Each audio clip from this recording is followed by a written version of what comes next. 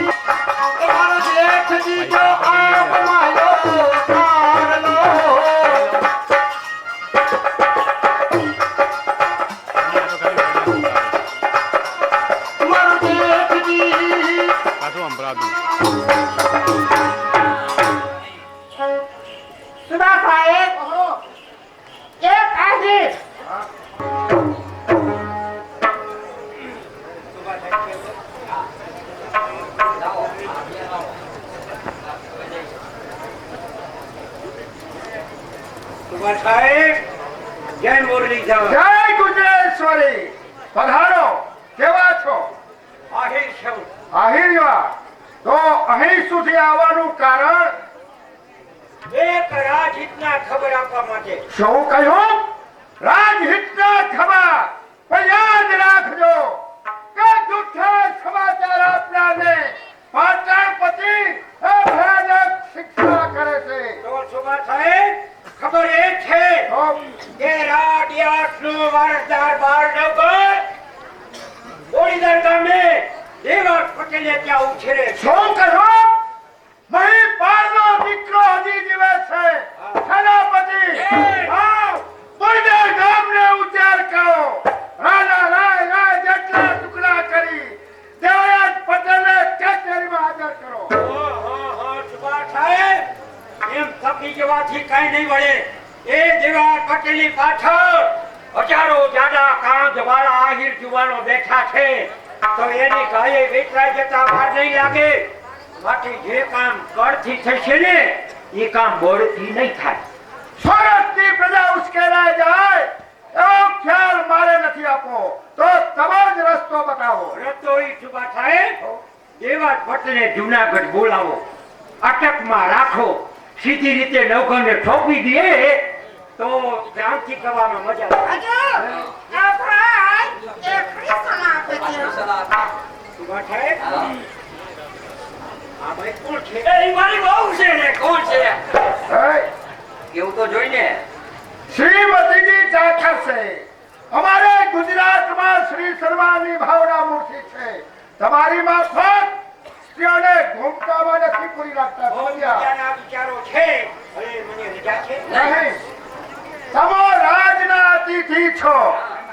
દેવરાજ પટેલને જ્યારે કચેરીમાં બોલાવવામાં આવે ત્યારે તમારી હાજરીની જરૂર છે. પણ કહો, તમારે અને દેવરાજ પટેલને સંબંધ શું? સંબંધ તો જરાય ઓછો નથી મોટા ભાઈ. સુભા સાહેબ દેવાજ પટેલ એ મારા મોટા ભાઈ છે. શું કહો છો?